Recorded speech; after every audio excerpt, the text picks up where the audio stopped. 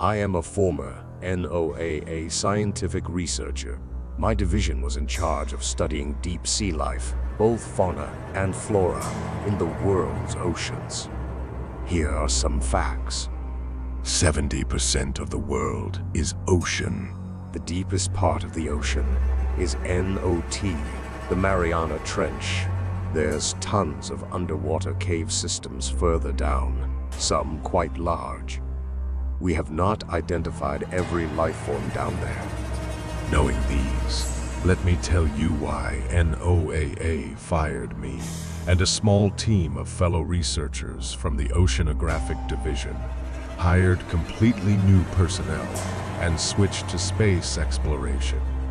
In their defense, I had no interest in continuing my research.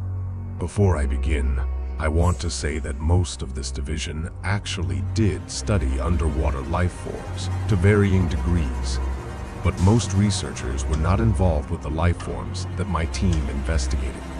Therefore, no information about these events has been released to the public, at least to my knowledge. I'm purposely going anonymous here for many reasons, as the US government would prefer to keep this out of the public eye, and people have disappeared for far less in my profession. On the other hand, it is deeply tragic what recently happened to the bathyscaphe of millionaires who wanted to see the Titanic, which, according to the official version, was crushed by pressure. I think I'm correct in my suspicion on what caused it, of course, but it's not what the public was told. Anyway, I will now detail a few incidents that I think the public needs to be aware of. Case Study 1. Monte Carlo Oil Rig Diving Incident. I was involved with a study that was sanctioned between NOAA and a private corporation to investigate an unknown anomaly. Metal parts at the bottom of the rig had taken damage from an unknown source, and a dive team of 3 was sanctioned to investigate it. The dive did not go well. Something we'd never seen before was down there with the divers. We do not know much about it, but I can tell you what we do know. It resembles an extremely intelligent class of giant cephalopods, more intelligent than any other sea creature ever encountered. They are strong and carnivorous, and extremely large. It's theorized they purposely damaged the rig to lure humans deep down. It's unknown what they normally eat, or why they sometimes decide to target humans, but it is clear they will not hesitate to eat us. The 3 divers that were attacked had little means to defend themselves. These cephalopods worked in unison, with an extreme understanding of human equipment.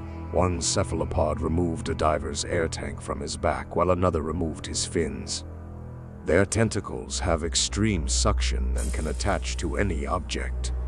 Dive knives did not appear to damage their bodies, where in the past divers have been able to fight off Humboldt squids and other cephalopods with them. A second diver was choked by a cephalopod from behind as another created a distracting light display with its body, showing they had an understanding of how humans breathe. Note, they can flash and take on any color as it suits them, unlike other squids, but normally they resemble a black-blue color, which is almost imperceptible at the deep depths that they live, and explains in part how they are able to avoid discovery. Of course, none of us saw them coming in the research vessel up top, and it was too late to warn anyone. The 2 divers who were attacked perished, and we can only assume they were likely consumed. Amazingly, the 3rd diver was able to use an underwater flare to escape and report back the events in detail. As it stands, fire is this life form's only known weakness. Case Study 2. USS Cyclops Missing Ship Log Recovery. What began as a normal shipwreck investigation has arguably become one of the biggest cover-ups in history.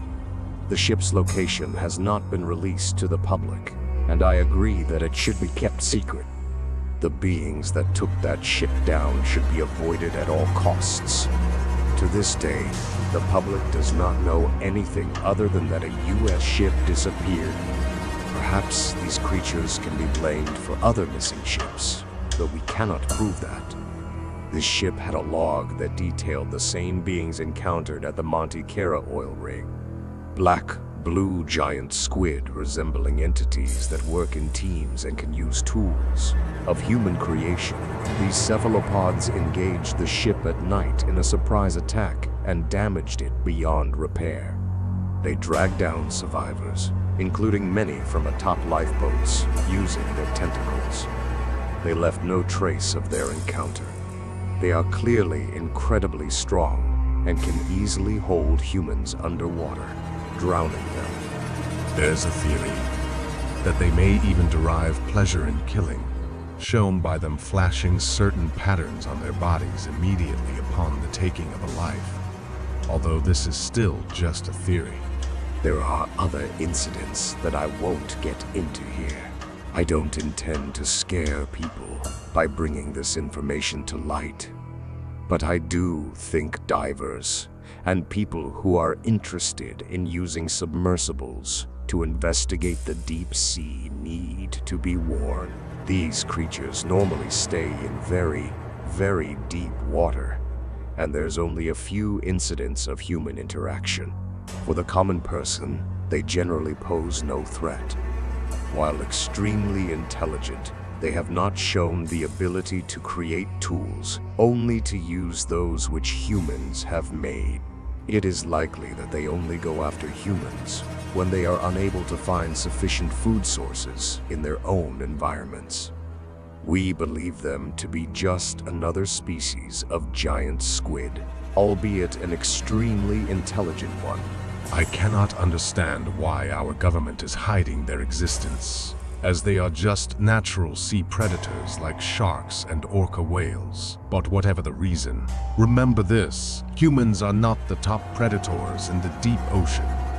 Naturally, NOAA has chosen to avoid further exploration of the deep sea, for now, to avoid contact with these creatures until the proper measures are put in place.